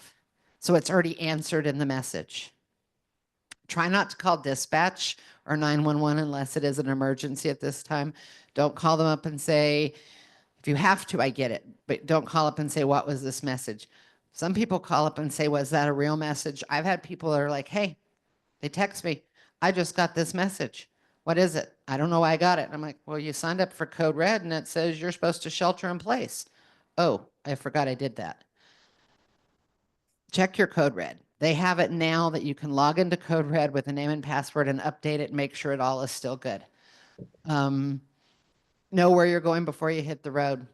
2 safe routes out, close vents to your car, only recirculate it if you must drive through smoke. Follow directions. We don't make things up willy-nilly. We're trying to tell you things. And maybe you get a code red that says you need to evacuate west towards Rio Rancho. We're opening up an evacuation route. If you live north of Loma Larga, we want you to use Road A. If you live, north of Sagebrush, we want you to go this way. If you live between Sagebrush and Coronado, we want you to go this way to Rio Rancho. Listen to the messages. We're not saying we don't want you to drive up Meadowlark if you're in the far northwest sector for the fun of it. We're trying to get you out quickly and trying to keep a traffic jam. People have asked me all the time and Chief all the time if we can make designated evacuation routes. No. If we lived at the ocean and we had hurricanes, we could. We know which way the hurricanes come in. We know which way they're going to blow, and we know which way people need to get out. They can open roads 2 ways. But if I tell you that Meadowlark is the evacuation route to Rio Rancho, but that whole road's on fire, it doesn't work for fires. We've only got limited ways out, know them all. And maybe we just tell you need to leave, but avoid the south end of Corrales completely. Everyone goes north. We'll try to get as much information out as possible to you.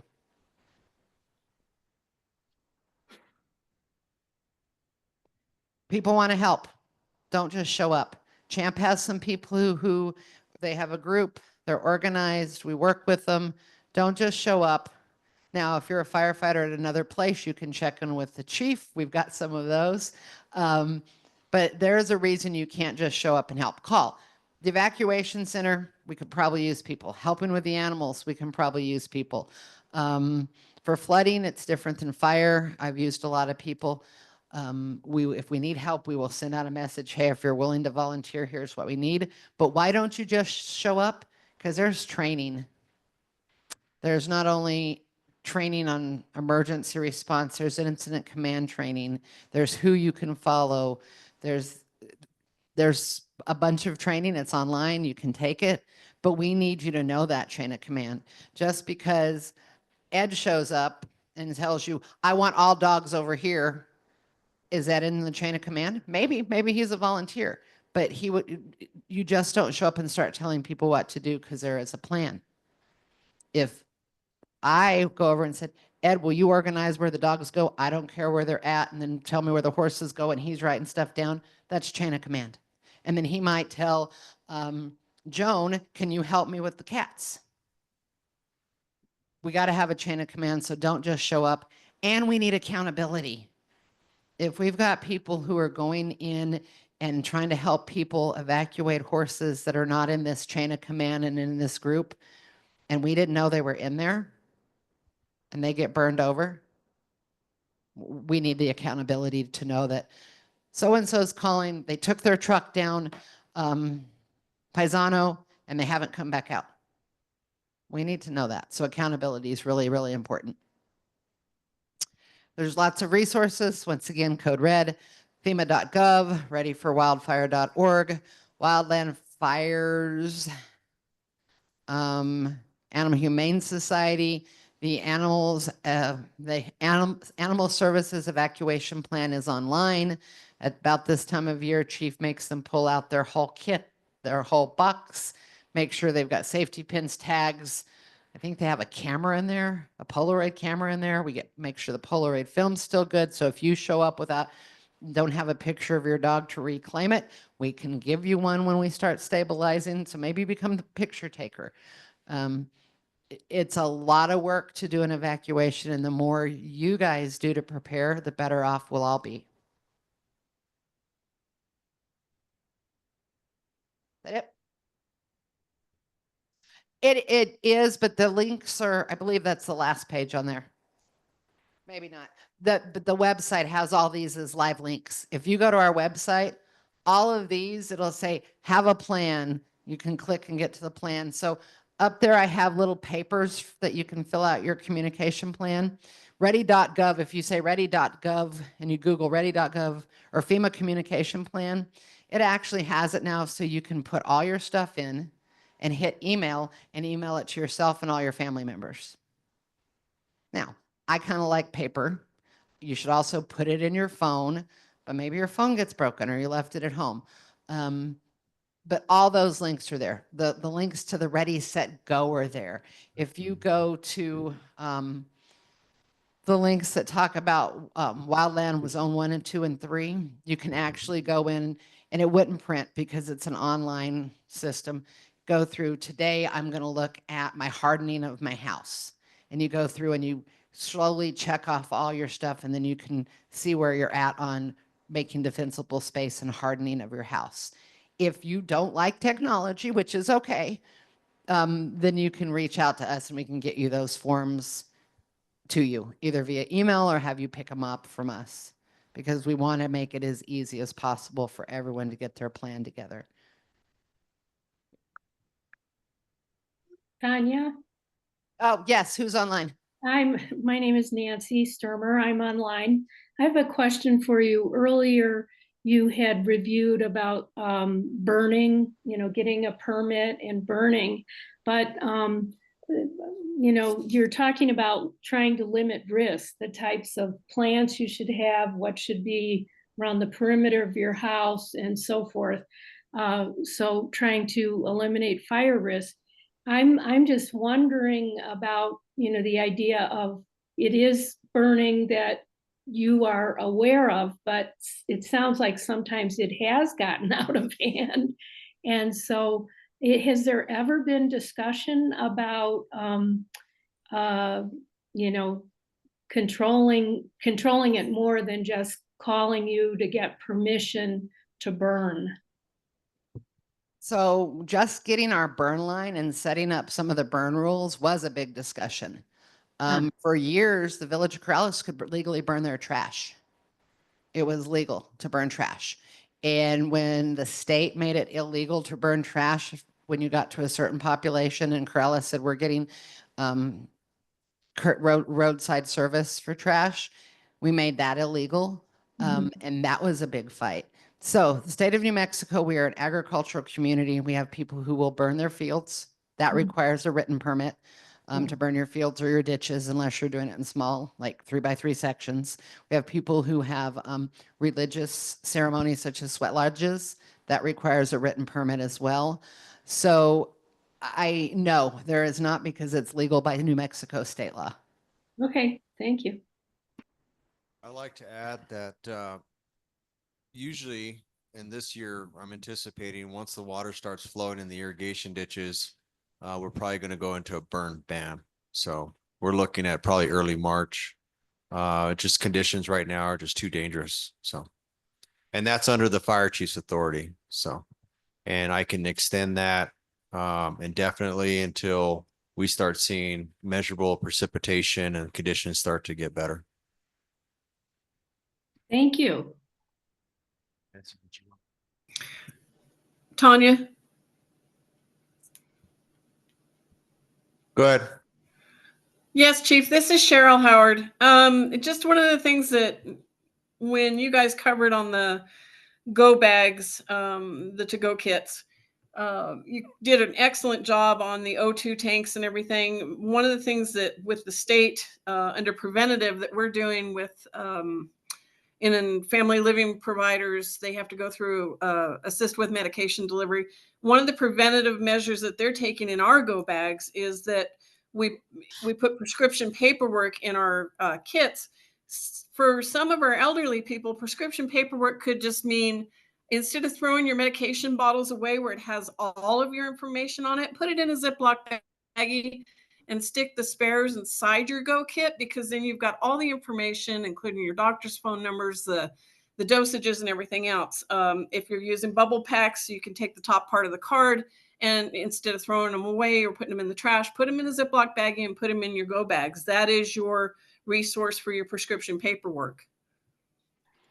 Thank you. That is a great resource. I also recommend you use one pharmacy for all your prescriptions, because if you don't make it out without them, you know where your Walgreens is at, or your CVS or your local pharmacy, and they can run out every script for you.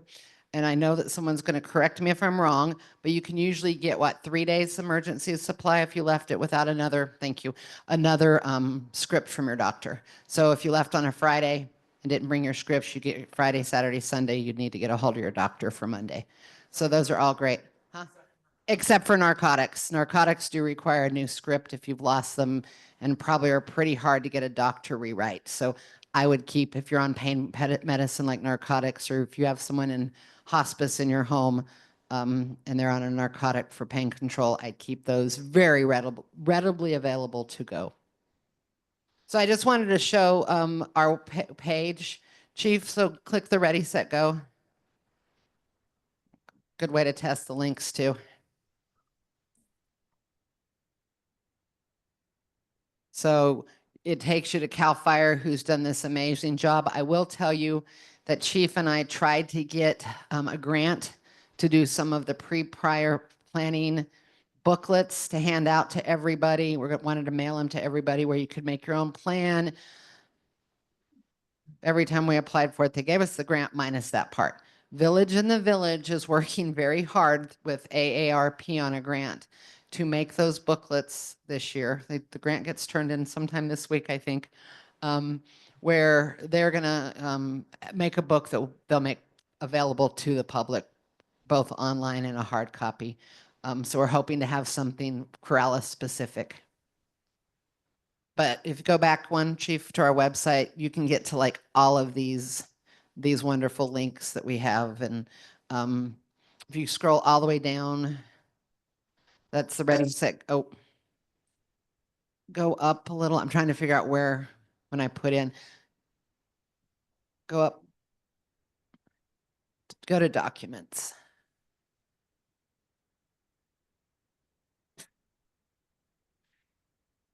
Far left-hand side in blue. That has a lot of the documents, the evacuation plan. I'm going to try to get this presentation on that front-facing page. This is a new website, so it could take me a little, may have to wait till Monday if I can't get it to get with the clerk to work with me on it. But we put a whole bunch of our information on there as well. Questions and Chiefs coming up.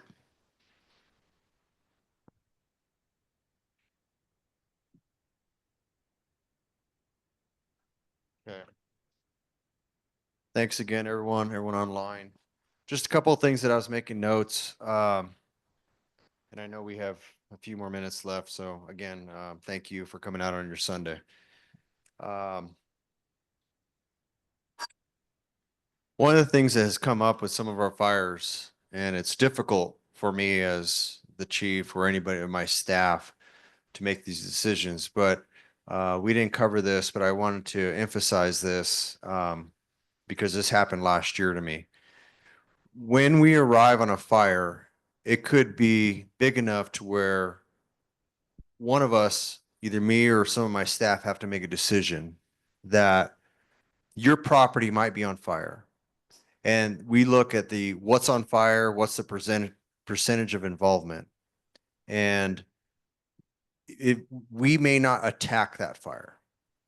With our training, we're going to say it's already lost, right? We're going to try to protect, make sure everyone, life safety, of course, but we may have to try to prevent the fire from spreading to the neighbors or the neighborhood or our community.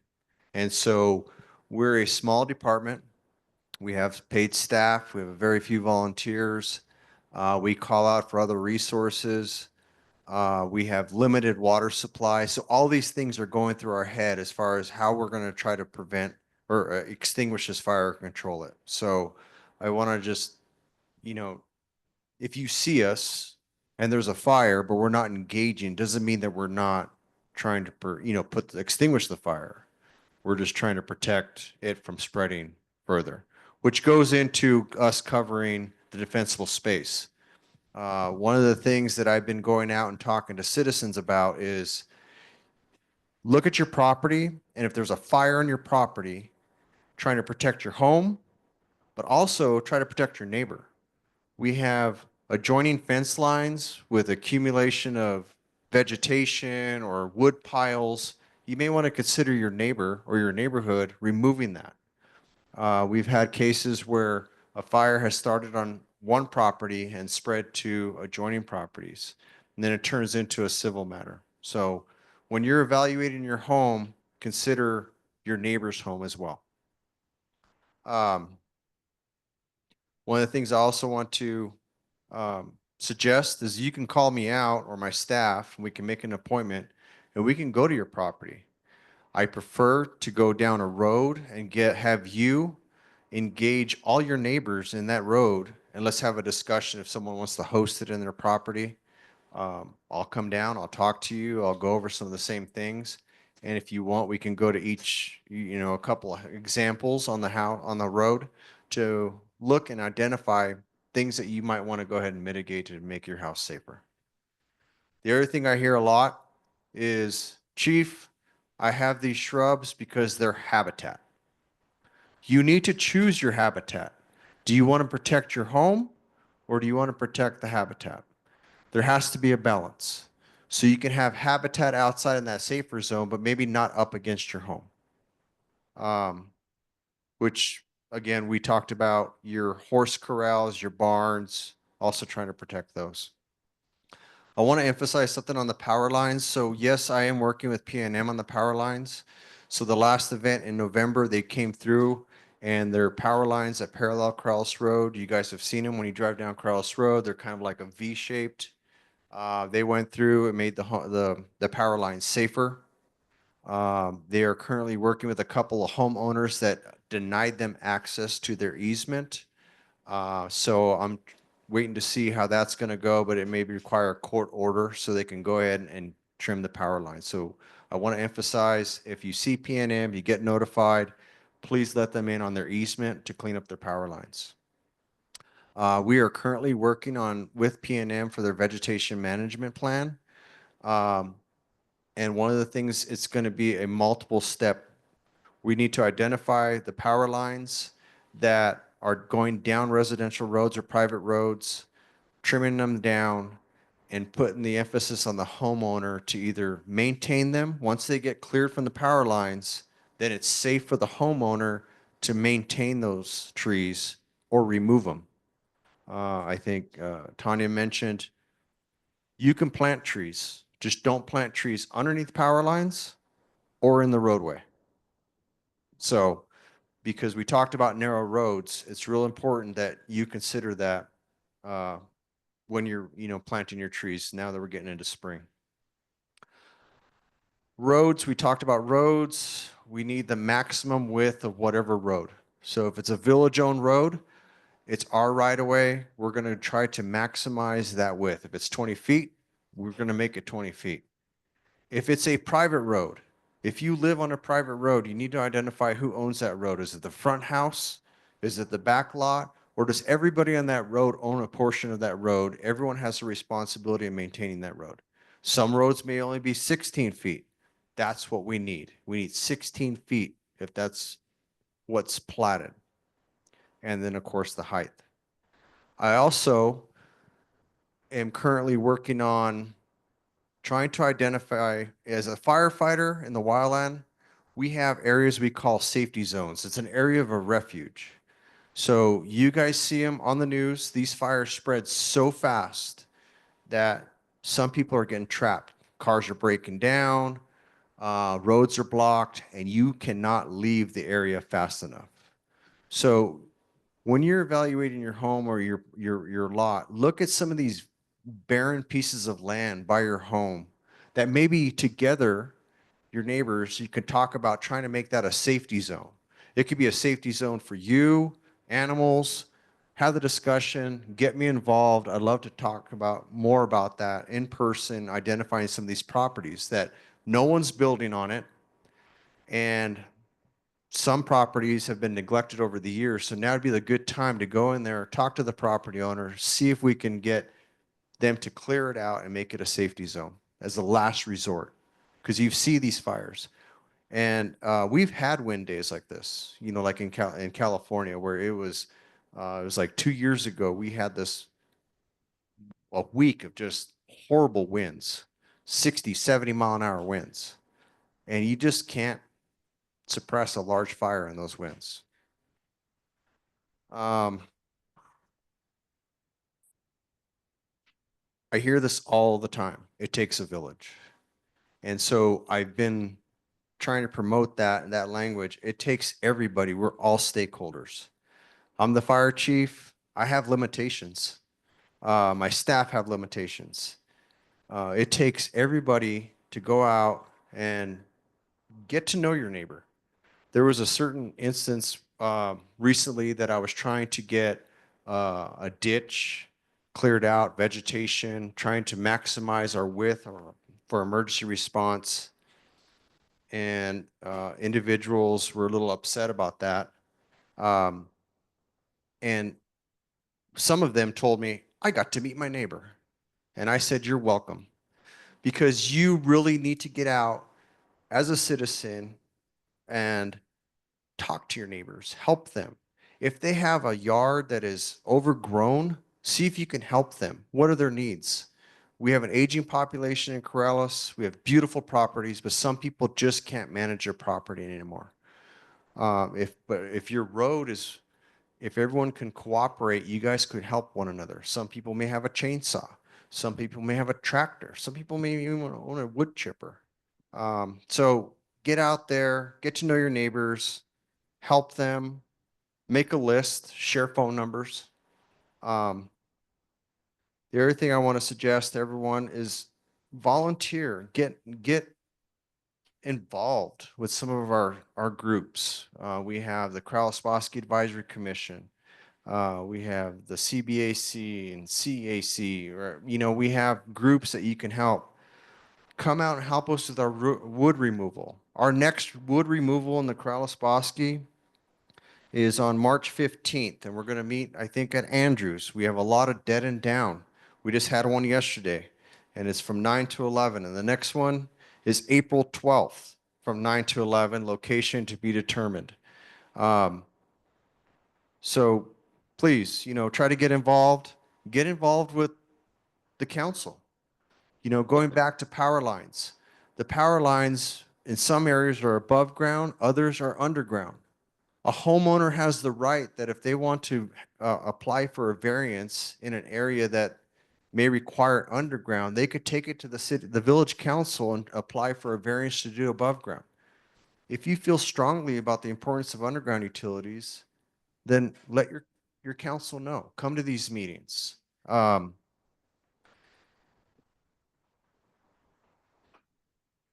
of things. We talked about the burn status, red flag days. Tanya mentioned Bosque Gate just yesterday. As a matter of fact, I was out patrolling because it started getting a little windy, and I was at Cabazon, and a car literally parked right in front of the gate where it says no parking, tow. Had to call law enforcement. So some of the things that are going to be, you may see coming up this year is we're looking at painting. We've been talking about this for a couple of years, but all the Bosque access gates are probably going to be painted red. The reason for that is they're going to be visible. We're going to change out some of the signs, but it also gives us more authority under the fire code that if you're blocking an emergency fire access gate, that there's going to be zero tolerance. So that's coming. We're also looking at red flag days of adopting some codes that California uses where you have bottleneck next to gates. Dixon is a prime example. On a red flag day, we may be enforcing no parking on that road just because it gets bottlenecked. And we can't get in. We can't get in with the fire trucks. So I think that was it. I could tell you that we're working really hard on trying to run more water in our village. Those of you who have seen hydrants going up in different locations. We're continuing our hydrant line on Andrews. If any of you or anyone online lives next to Andrews, you're seeing the construction. It's going to continue. We're focused on our goal to try to get a hydrant all the way down at the end of Dixon by the Bosque. You know, this year we're anticipating the river is going to be running lower than normal, is what I'm hearing.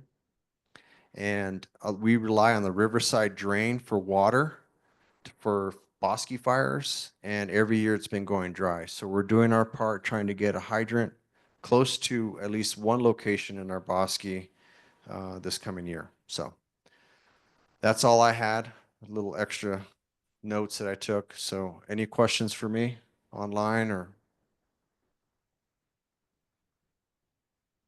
Okay. Thank you.